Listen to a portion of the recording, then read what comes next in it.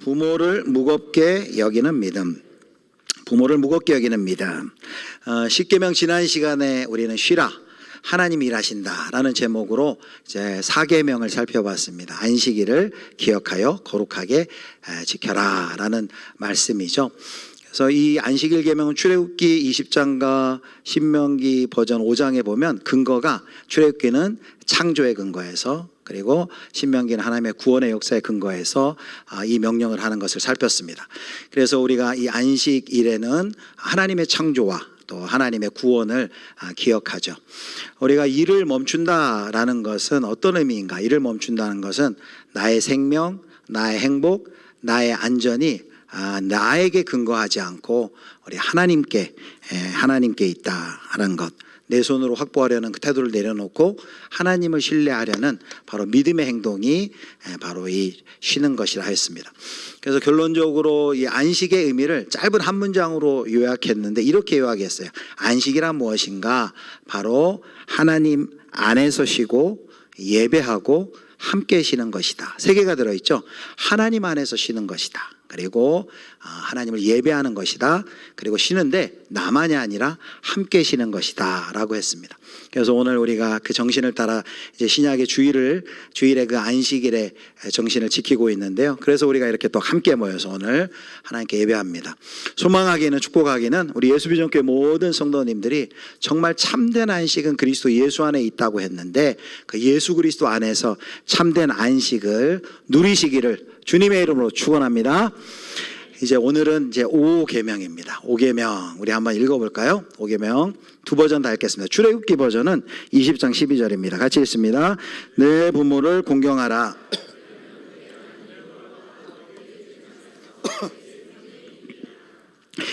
자, 그리고 신명기 5장 16절 말씀도 같이 읽겠습니다.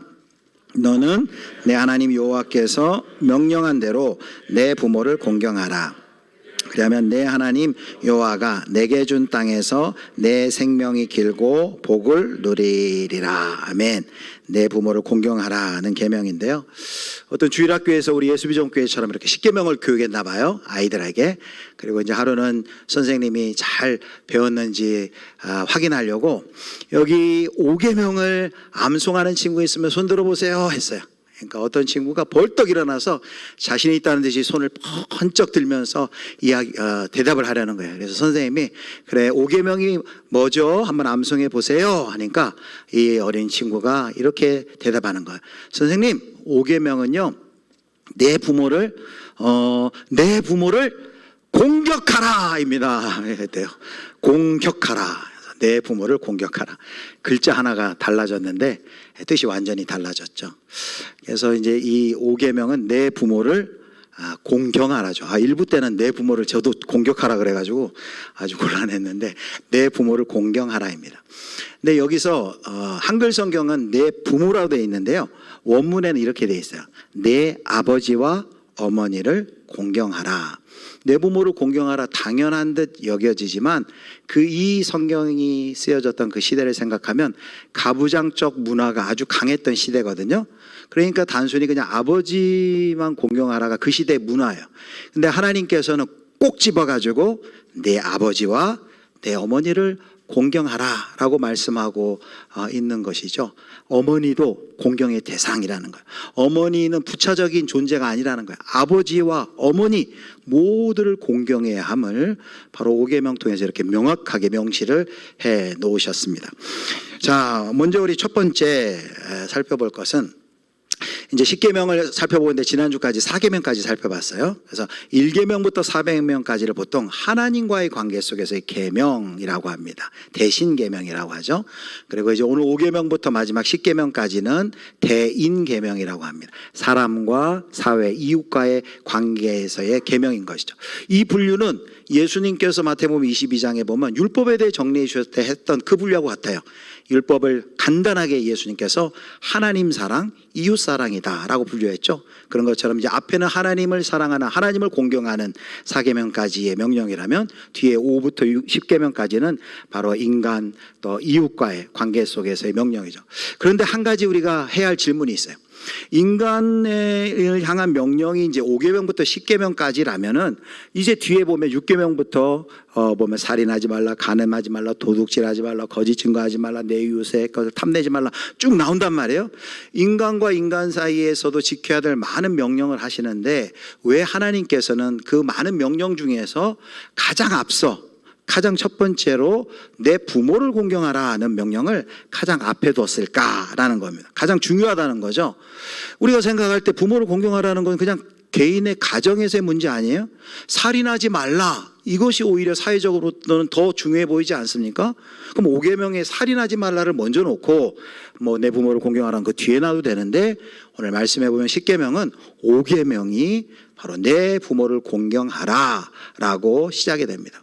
왜 하나님께서는 이렇게 5계명 내 부모를 공경하라는 것을 대인 사랑과 이웃을 향한 명령 중에 가장 중요한 계명으로 여기시고 이 앞에다 놓으셨을까요? 바로 우리가 이 질문을 가지고 생각하면서 오늘 10계명 이 설교를 들었으면 좋겠습니다.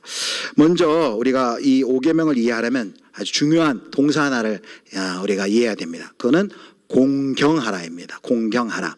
자, 공경하라는 이 명령어 히브리어가 이런 뜻이에요. 카베드라는 히브리어 단어인데 이 히브리어 단어에 어떤 뜻이 들어있다고요? 무겁게 여기다, 중요하게 여기다, 비중 있게 여기다라는 것이죠. 무겁게 여긴다는 것은 우리가 가볍게 여긴다 그러면 무시하는 거잖아요. 무겁게 여기다, 중요하게 여기다, 가치 있게 여기다라는 것이죠. 반대는 가볍게 여기는 것이죠. 부모를 공경하라 말은 다시 말하면 부모를 무겁게 여기고 가치 있게 여기고 존귀하게 여기라라는 것이죠.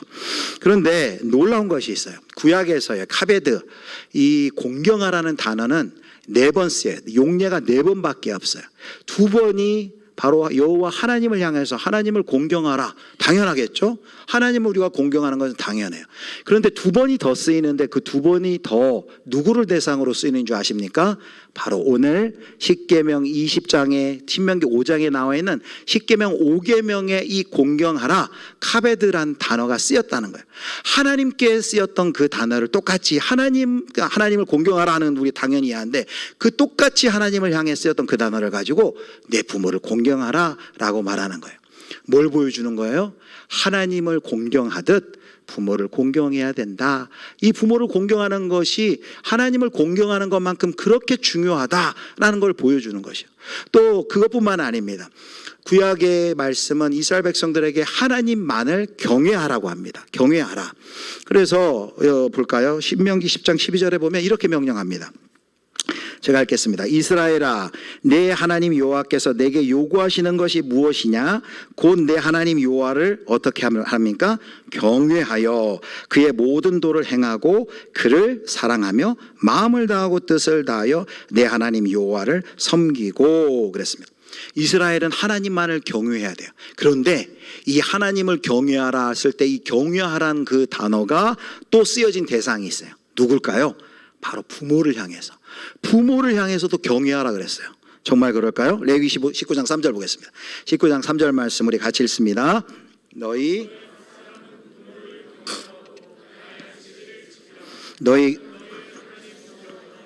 각 사람은 부모를 경외하고 나의 안식일을 지키라. 나는 너희 하나님 여호와이니라. 여기 분명하게 부모님을 향해서도 경외하라 라는 그 단어를 쓰고 있는 것을 봅니다. 여기 부모를 향해 경외라는 표현을 하는 것은 뭐 부모를 숭배하라, 부모가 하나님이다 그런 뜻이 아니겠죠. 하나님께서 자신을 섬길 때 공경하고 경외하는 그 단어를, 그 표현을 부모를 향해서도 똑같이 인간들을 향해 그렇게 부모를 공경하고 경외하라는 것은 하나님께서 부모를 얼마나 무겁게 여기고 있느냐를 우리에게 보여줍니다. 그래서 부모를 가볍게 여기는 것은 단순히 예의 없는 문제가 아니에요. 그것은 하나님이 세우신 생명의 관계를 가볍게 여기는 겁니다. 그것은 다시 말하면 하나님을 무시하는 거예요. 하나님 공경은 가장 가까운 이웃, 인간으로서 가장 첫 번째 만나는 대상, 그리고 이웃, 그리고 사회인 부모를 공경하는 삶으로 드러나야 된다는 거죠. 하나님을 공경합니다, 공경합니다 말만 하는 게 아니라 그것이 그럼 어떻게 구체적으로 우리의 삶 속에 드러나야 되느냐? 가장 가까운 이웃인 부모를 공경하는 모습에서 드러나야 된다. 그래서 우리가 분류는 5계명부터 10계명은 사람들을 향한 대인계명이라고 하지만 사실 이 5계명은 단순히 사람과 사람, 부모와 자식 간의 그런 계명일 뿐만 아니라 사실은 하나님과 인간과의 관계를 포함하는 명령입니다. 하나님을 경외하고 하나님을 공경하는 것이 어떻게 우리의 삶 속에 드러나야 되는지를 우리 가운데 보여주고 있는 것이죠. 자, 그렇다면 하나님께서는 왜 그토록 하나님을 향해 사용되는 공경하라, 경외하라는 단어까지 사용하며 부모를 공경하라, 부모를 경외하라 라고 말씀하시는 걸까요? 왜 부모를 우리가 공경해야 됩니까? 당연한 것 같지만 한번 생각해 봤으면 좋겠습니다. 두 가지 이유를 생각해 볼 수 있어요. 첫 번째는 뭘까요? 우리 같이 한번 읽겠습니다. 첫 번째, 부모가 누구이기 때문입니까? 부모는 하나님의 대리자이다. 부모는 하나님의 대리자이기 때문이죠. 우리의 모든 인생 중에 우연히 부모님이 우리에게 주어진 것이 아니죠. 우린 뭘 믿어요? 하나님께서 우리와 부모를 만나게 하신 것이죠. 하나님께서 우리 부모에게 우리를 맡기셨고 그 부모에게 귀한 사명을 맡기셨어요. 하나님의 사랑과 성품과 그 하나님의 권위를 자녀들에게 잘 반영하도록 하나님께서 부모들을 부르신 것이죠. 결코 우연이 아니에요. 그래서 보이는 부모님은 하나님의 대리자예요. 그 부모의 책임이 막중하죠. 보이지 않는 하나님을 자녀들에게 보여줘야 하는 그 막중한 책임이 바로 부모들에게 있습니다. 하나님의 대리자이죠. 그래서 그 책임을 잘 감당해야 되는 그 아주 귀한 또 무거운 책임이 있죠. 여기 부모를 공경하라 라고 했을 때 책임이 있다는데 그 책임을 모든 부모가 온전히 감당하는 것은 아닙니다. 부족하죠. 연약할 때도 있죠. 그리고 뉴스를 보면은 정말 더 아주 부모를 공격하고 부모와 자식 사이가 오히려 원수가 되는 그런 경우도 많이 봅니다.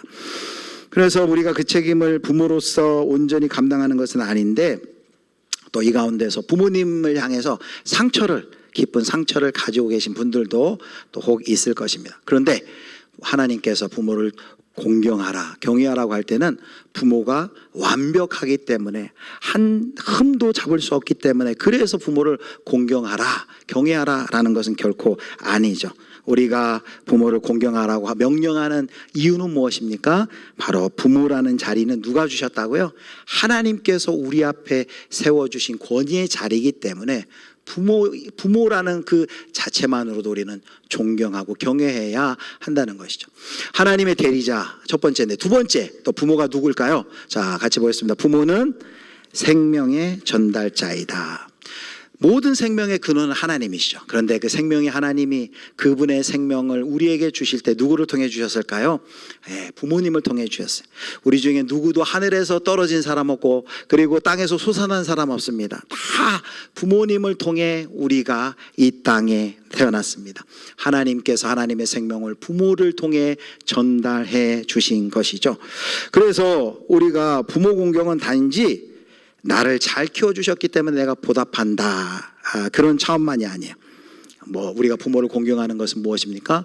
부모를 통해 나에게 생명을 허락하신 그 하나님을 인정하는 일이에요. 하나님이 부모님을 통해 나에게 생명을 주셨다는 걸 인정하는 행위가 바로 부모를 공경하는 행위다라는 것이죠. 그래서 여러분, 부모를 무겁게 여기는 분은 생명을 무겁게 여기는 사람입니다. 생명을 무겁게 여기는 사람은 이웃도 함부로 여기지 않습니다. 자, 그렇다면 우리가 부모를 공경한다라고 했을 때 부모를 공경해야 되는 게 이렇게 중요한 걸 알았는데, 그럼 구체적으로 우리가 부모를 공경하는 모습이 구체적으로 우리의 삶에 어떻게 드러나야 될까요? 우리가 이것도 두 가지로 살펴볼 것인데요. 자, 부모를 공경하는 것은 어떤 모습일까요? 첫 번째는 이것입니다. 같이 보겠습니다. 첫 번째는 주 안에서 순종하는 것이다. 부모를 공경한다 할 때 1차적인 의미를 이렇게 이해하면 좋을 것 같아요. 부모의 가르침, 또 부모의 가르친 말씀을 가볍게 여기지 않는 것이다. 그것을 에베소서에서는 순종이라고 했습니다. 에베소 6장 1절 말씀 보겠습니다. 6장 1절 우리 같이 읽습니다. 자녀들아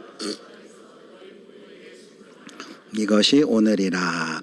자녀들아, 주 안에서 너희 부모에게 뭐 하라 그랬습니까? 순종하라. 사도 바울은 공경하라를 순종하라로 해석을 했습니다. 순종하는 것이죠. 부모님의 말씀에 순종하는 것 너무 당연하고 기본적이고 귀한 일이죠. 그런데 여기 사도 바울이 에베소 6장 1절에 말할 때 그 앞에 어떤 단서를 달아놨어요. 순종하는데 앞에 뭐라고 되어 있습니까? 주 안에서 순종하라 라고 말하고 있습니다.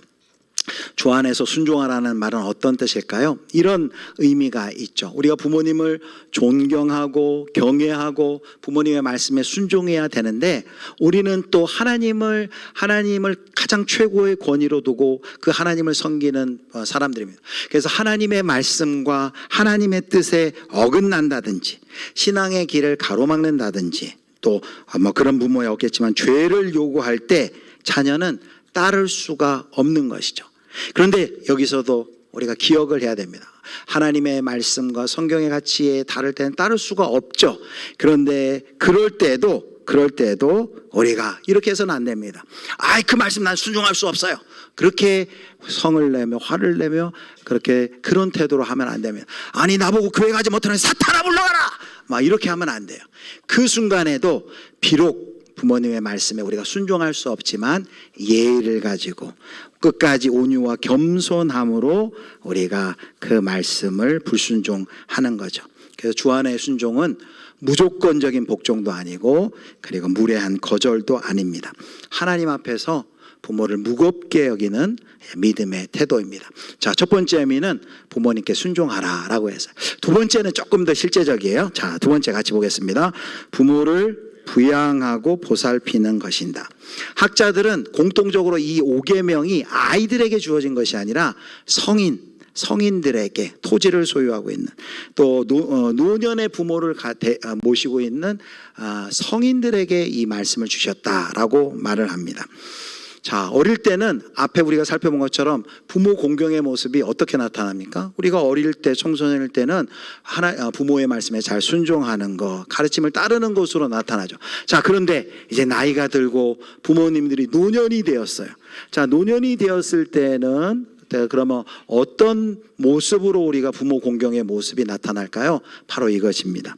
바로 연로하신 부모를 부양하고 보살피는 것.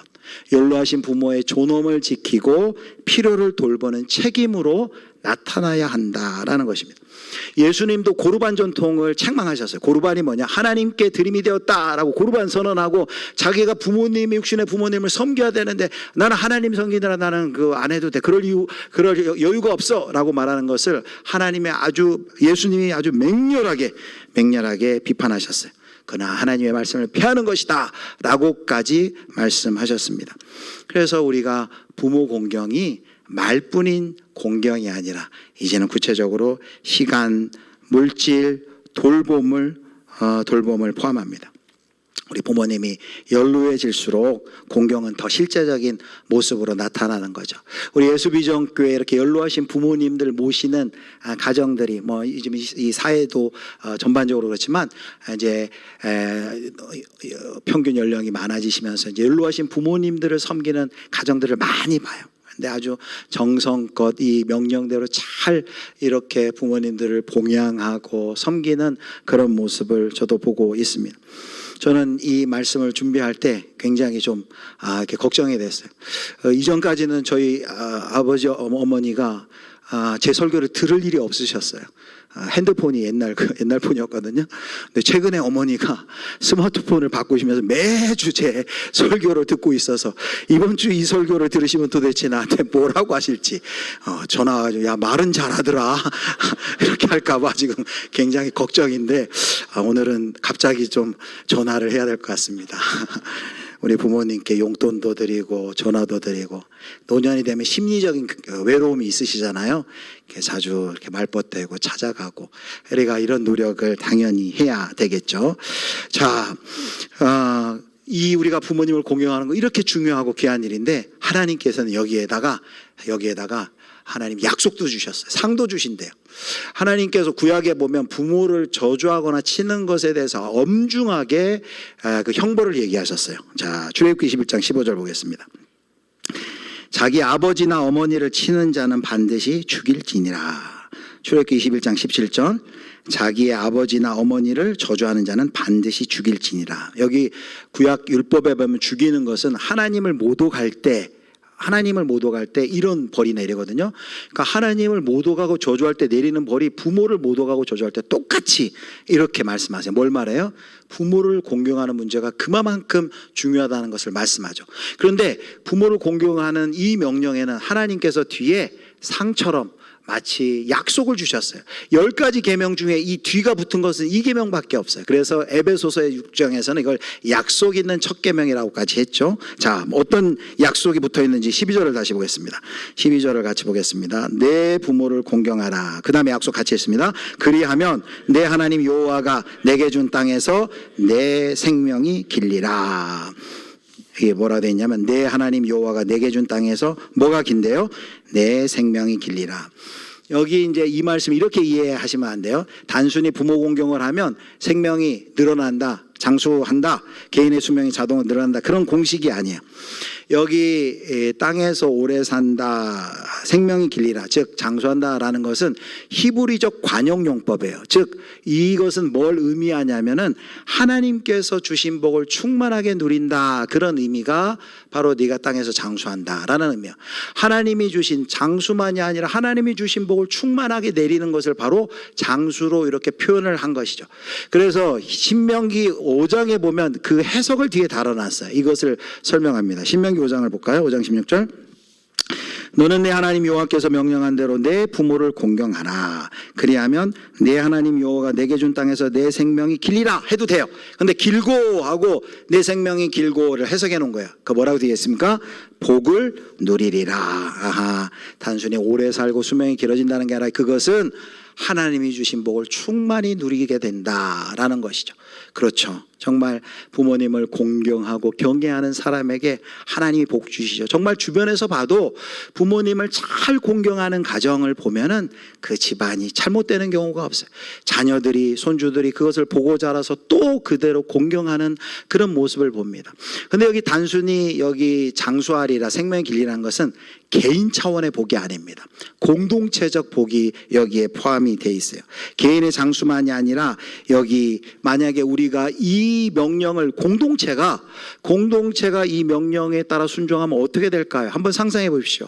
부모 세대가 자녀 세대를 믿음으로 잘 양육하고, 그리고 이제 자녀 세대들은 또 부모 세대 연로하신 부모님들 말씀처럼 공경하고 경외하고 부양하고 그 모습을 또 우리 후손들이 보고, 그러면 그 공동체는 아마 건강하고 또 믿음으로 충만하고 성령 충만한 공동체가 될 거예요. 그런데 공동체가 분위기가 부모는 자녀들에게 관심도 없고, 자녀들은 부모에게 마땅히 해야 할 공경을 하지 않고 가볍게 여기고 무시하고 그런다면 아마 후손들이 그 모습을 보면 그 공동체의 앞날과 미래는 어떻게 될까요? 공동체는 아마 무너지고 말 것입니다. 그래서 이 명령을 순종할 때 단순히 그냥 오래 살 것이다 그런 공식이 아니라 이 명령대로 순종할 때 공동체가 참 하나님의 복을 누리는, 개인만이 아니라 공동체가 그 복을 누린다는 공동체적 복이 바로 에베소서 6장 출애굽기 20장 12절에 이 5계명의 약속 가운데 들어 있습니다. 자, 이제 마지막으로 하나님께서 이렇게 약속도 하셨는데, 그럼 여기 중에 우리 성도님 중에 이미 부모님이 소천하신 분, 이 세상에 안 계신 분들도 있는데, 그러면 나는 뭐 이 5계명은 나하고 상관없는 것이네 라고 생각할 수도 있을 거예요. 그렇다면 이 마지막 여기를 잘 들으시길 바랍니다. 자, 이 5계명은 단순히 혈연의 관계에서 멈추지 않습니다. 이 5계명이 어떻게 확장되는지를 마지막으로 살펴보려고 합니다. 자, 예수님이 뭐라고 하셨냐면, 예수님께서 마가복음 3장 35절에 새로운 가족에 대해서 정의를 내리셨어요. 자, 보겠습니다. 마가복음 3장 35절 같이 읽습니다. 누구든지 하나님의 뜻대로 행하는 자가 내 형제요 자매요 어머니니라. 예수님이 있을 때 그 밖에서 형제들이 왔다고 사람들이 말하자 예수님이 이렇게 얘기했죠. 네, 누구든지 하나님의 뜻대로 행하는 자가 내 형제요 자매요 어머니니라. 언뜻 들으면 예수님은 혈연의 관계, 혈연의 부모님, 육친의 부모님, 형제를 무시하는 건가? 아니죠. 결코 아닙니다. 예수님께서는 이제 새로운 공동체, 신앙의 공동체, 하나님의 가족이 우리에게 있음을 알려주셨어요. 그리고 바로 그것을 보여준 것이 또 십자가 위에서이기도 해요. 십자가 위에서는 예수님께서 육신의 부모, 육신의 어머니를 어떻게 끝까지 공경하는지와 그리고 십자가 아래서 새롭게 생겨난 하나님의 가족을 동시에 보여줍니다. 뭐라고 얘기했습니까? 요한복음 19장 26절 27절에 보면은 보소서 여자의 아들이니이다 하고 또 그 요한에게는 보라 네 어머니라 하고 그 후에 이제 그 어머니를 잘 모시고 가서 봉양하지 않습니까? 자, 그래서 예수님께서는 우리가 혈연의 부모님 그리고 고르반 얘기 나왔지만 육신의 부모님을 봉양하고 공경하지 못하는 것에 대해서 매섭게 책망하셨어요. 동시에 또 예수님은 우리가 그 부모님을 공경해야 되지만 우리의 그 공경이 단순히 혈연에만 머물러 있어서는 안 됨을 어떻게 보여주셨습니까? 우리에게는 십자가 아래 새로운 하나님의 백성의 공동체로 새로운 가족이 생겨났다는 걸 보여주는 것이죠. 누가 가족입니까? 저와 여러분 이 자리에 함께 예배하고 있는 분들이 가족이죠. 우리의 어머니고 아버지고 할아버지고 할머니고 내 사촌이고 조카고 동생인 것이죠. 그래서 우리는 교회는 그리스도인들은 자신의 부모님들만 챙기는 존재가 아닙니다. 자신의 부모님을 공경할 뿐만 아니라 공동체 안에 우리의 어르신들, 우리의 어른들 우리가 돌보고 섬겨야 됩니다. 그리고 또 홀로 되신 분들 또 주변과 이웃으로까지 확대가 되어 나는 거죠. 가족처럼 해라 이제 새로운 가족이 되었기에 그들도 이제 오계명처럼 존경하고 공경해 나가는 것이죠. 이것을 누가 잘 실천했어요? 바로 초대교회예요. 초대교회에서 보면은 자신의 부모뿐만 아니라 그건 당연하고 홀로 된 과부들 그리고 남편이 없는 가장 가난하고 사회 속에서 살기 어려운 그 과부들을 잘 교회가 돌보며 섬겼습니다. 또 노인들을 친부모처럼 돌보았습니다. 그래서 그런 파격적인 그 그리스도인들의 그 돌봄의 모습이 세상에 큰 충격이 되었어요. 그래서 기독교가 사회적 영향력을 미치는데 아주 큰 역할을 하게 된 그 동력이 바로 주변에 있는 또 공동체에 또 어른들을 잘 공경하는 그런 모습입니다. 자, 우리가 이 설교를 시작할 때 이 질문을 가지고 우리가 설교를 듣자 했어요. 질문이 뭐였어요? 왜 많고 많은 사람들과의 관계 속에 지켜야 될 명령 중에 부모를 공경하라는 이 명령을 가장 중요하게 여기시고 첫 번째로 5계명으로 놓아두셨느냐라는 것이죠. 그 대답을 하겠습니다. 그것은 부모를 무겁게 여기는 사람이 바로 나에게 가장 가까운 이웃인 하나님을 공경하는 태도가 바로 나에게 가장 가까운 이웃인 부모를 공경하는 모습으로 나타나고 이제 그 공경하는 모습을 통해 모든 인간관계의 질서도 세워지기 때문이에요. 그래서 마치 이 5계명은 1,4계명과 6계명과 10계명의 고리를 경첩과도 같은 거예요. 바로 이 고리와도 같은 거예요. 부모를 공경하고 무겁게 여기는 사람이 다른 사람의 생명도 다른 사람의 인권도 다른 사람의 재산도 이웃의 생명도 중요하게 여기지 부모를 가장 가까운 부모를 공경하지 못하고는 그 뒤로 한 발걸음도 나아갈 수 없다라는 것이죠. 그래서 이 5계명은 그냥 단순히 개인과 가정에 국한된 계명이 아니라 매우 포괄적인 명령입니다. 단순히 부모 자식 간의 관계에 한정되지 않고 내 가정에만 국한되지 않고 사회 전체를 품는 명령이에요. 이게 교회사에서의 해석이에요. 그래서 웨스터민스터 대요리 문답에 보면 이 두 질문을 살펴보겠습니다. 역사 속에서도 그렇게 해석했어요. 부모를 단순히 혈연의 부모를 넘어서 해석한 걸 봅니다. 자, 123원 보겠습니다. 이렇게 말하죠.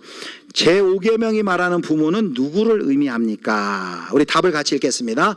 제5계명이 말하는 부모는 육신의 부모뿐 아니라 나이가 많거나 뛰어난 은사가 있는 모든 사람과 특히 가정과 교회와 국가에서 하나님의 규례를 따라 우리에게 권위를 행사하는 사람들을 의미합니다. 이 부모를 공경하는 것, 혈연의 내 육신의 부모를 뛰어넘어 사회 전체를 포괄하는 것으로 교회사가 해석을 했어요. 자, 그 다음에 126문도 마찬가지예요. 이렇게 얘기하죠. 126문은 제5계명의 일반적인 의도, 범위라고 해도 되고요. 무엇입니까? 5계명의 일반적인 의도는 우리가 맺고 있는 여러 인간관계, 즉 우리에게는 아랫사람이 있을 수 있겠죠. 또 윗사람이 있을 수 있겠죠. 동등한 위치에 있는 사람들이 우리 사회 이웃에 있을 수 있겠죠. 바로 그 사람들과의 모든 관계 속에서 우리가 서로 지고 있는 의무를 행하는 것입니다 라고 말합니다. 하이델베르크 요리문답에서도 보면요, 보진 않겠지만 부모뿐만 아니라 권위 있는 모든 사람에게 사랑과 신실함과 합당한 순종을 보여야 된다라고 말하고 있습니다. 그러므로 여기 5계명은 단순히 우리 육신의 부모님하고만의 관계를 이야기하고 우리 가정만 행복하게 하는 그런 명령이 아닙니다. 그걸 넘어서요, 인간과 인간의 사회를 향하신 하나님의 엄중한 명령인 것을 기억하시기를 축복합니다. 그래서 5계명을 가장 앞에 둔 것이, 5계명이 먼저 지켜지지 않고는 뒤로 나아갈 수가 없기 때문에, 그래서 부모 공경은 내 부모만 챙기는 10계명의 부모 공경, 그런 혈연주의가 아닙니다.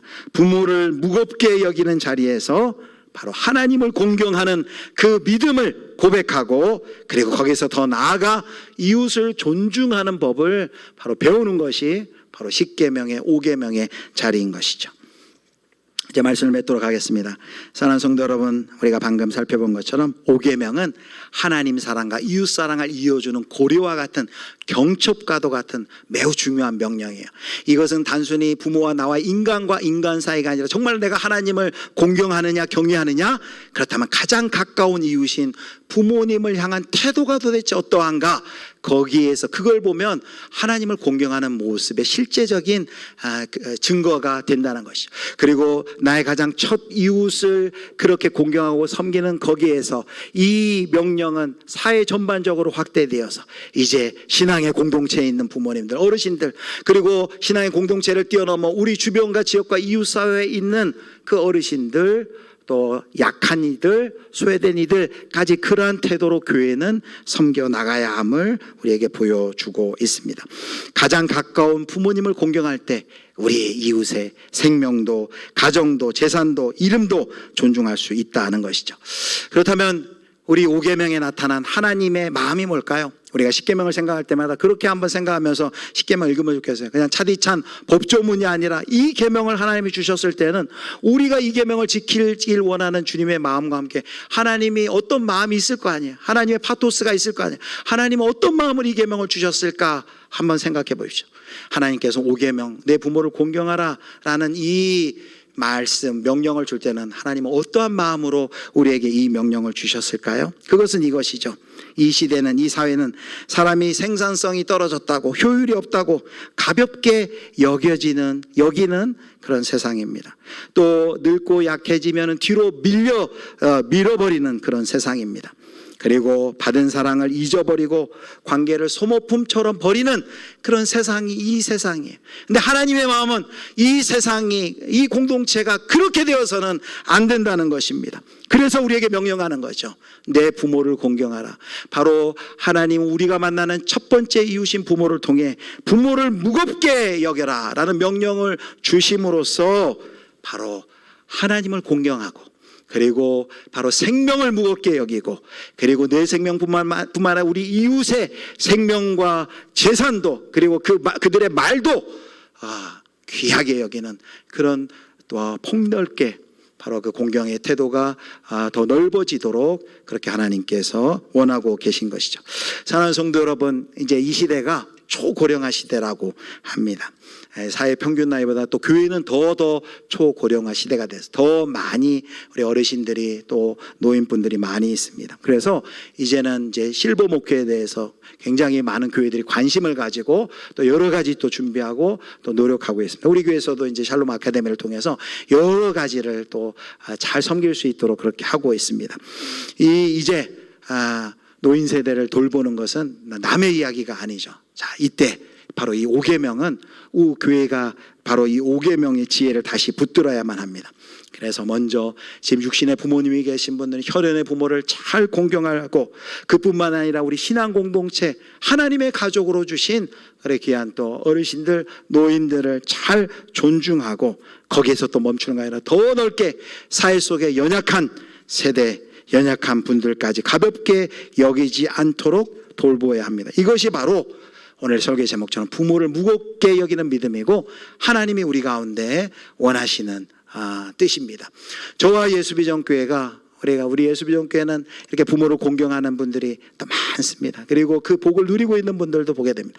계속해서 부모를 무겁게 여기는 이 믿음, 부모를 공경하는 그 삶의 태도를 통해 먼저는 우리 공동체가 하나님의 은혜를 경험하고 하나님의 나라를 맛보고 더 나아가서는 우리를 만나는 우리 주변과 지역사회 가운데 이 하나님의 나라를 증거하고 보여주는 우리 귀한 우리 예수비전교회 공동체가 될 수 있기를 주님의 이름으로 축원합니다.